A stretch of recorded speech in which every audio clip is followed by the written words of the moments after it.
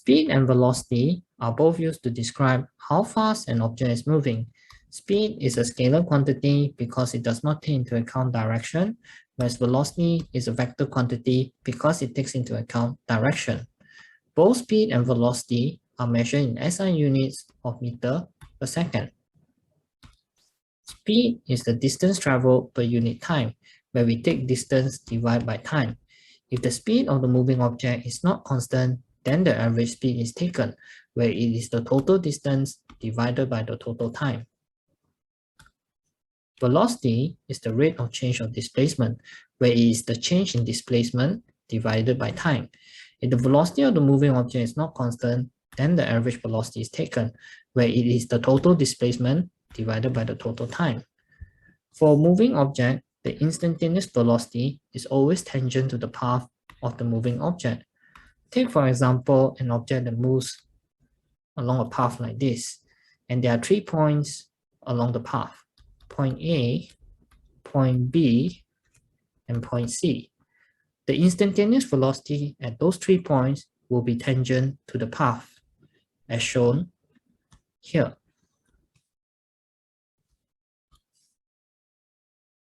Moving on to some examples, we have a runner that covers 1 lap of a circular track 40 meters in diameter in a time of 62.5 seconds.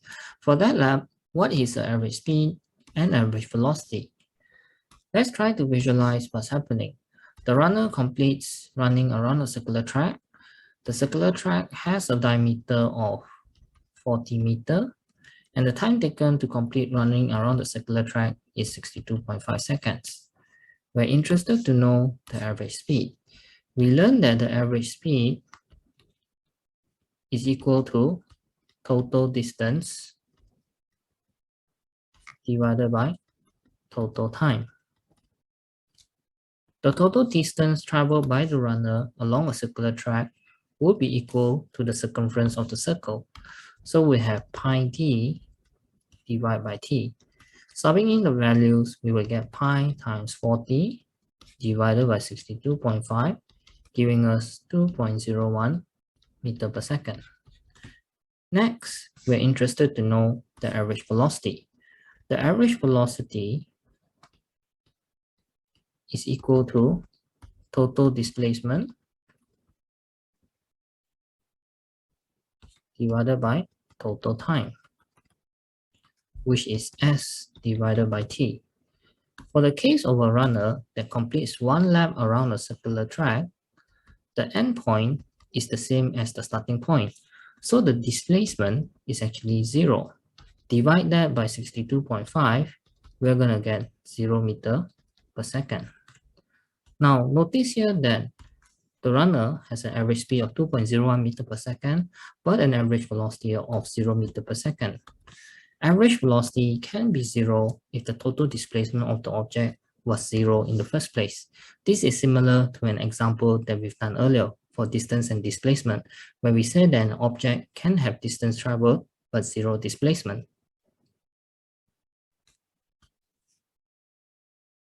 For our next example, we have an object that travels from A to B with a speed of 9 meters per second in a time of 10 seconds, and then finally to C with a speed of 12 meters per second in a time of 5 seconds. We're interested to know the average speed and average velocity. The average speed is equals to the total distance divided by the total time. The total distance will be equals to the lengths that are highlighted here, which is distance AB plus distance BC. Divide that by the total time, we're going to get the average speed. But the distance traveled for the individual segments is not given. What we have is just the speed and the time taken. So we need to calculate out the distance first. Recall that speed is equals to distance divided by time. So we can say that distance is actually the product of velocity times time. We take the products of these velocities and time, we will get the distance traveled for each of the individual segments. So distance AB is 9 times 10. Distance BC is 12 times 5 divided by the total time 10 plus 5.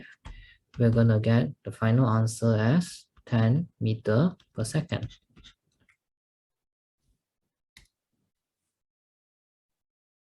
Average velocity is equal to the total displacement divided by total time. Total displacement is indicated by this red line here. Same like before, the displacement is not indicated by the diagram. We would need to calculate it out. If the object moves from A to B, the distance traveled is 9 times 10, giving us 90 meters.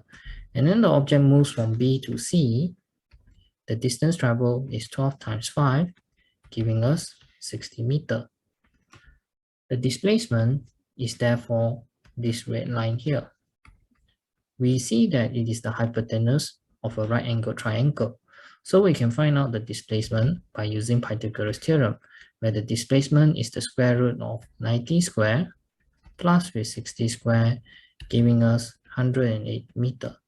We can now find out the average velocity, which is displacement divided by time, giving us 108 divided by 10 plus 5 seconds, giving us a final answer of 7.2 meters per second.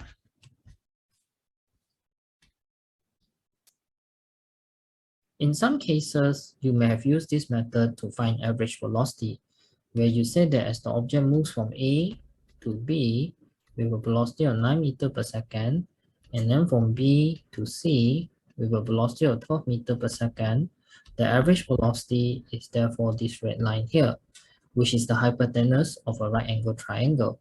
And then from there, using Pythagoras theorem, you would say that the average velocity is square root of 9 squared plus 12 squared, giving you 15 meters per second. Notice that this answer is different than the one that we found before. This method of finding average velocity is actually wrong. This is not average velocity. It is actually resultant velocity. To find average velocity, strictly speaking, we must always use total displacement over total time.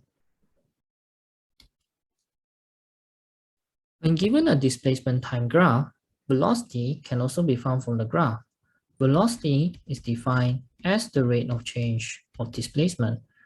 Rate of change of displacement is the gradient of a displacement time graph. So we can say that velocity is equal to the gradient of a displacement time graph. In the displacement time graph examples that we have here, a constant gradient would mean constant velocity. A higher constant gradient would mean higher constant velocity. Zero gradient would mean zero velocity. The object is actually stationary. And then when gradient changes direction, velocity changes direction. The object is changing direction. Lastly, when gradient changes magnitude, velocity changes magnitude too. But since the direction of the gradient remains unchanged, direction remains unchanged.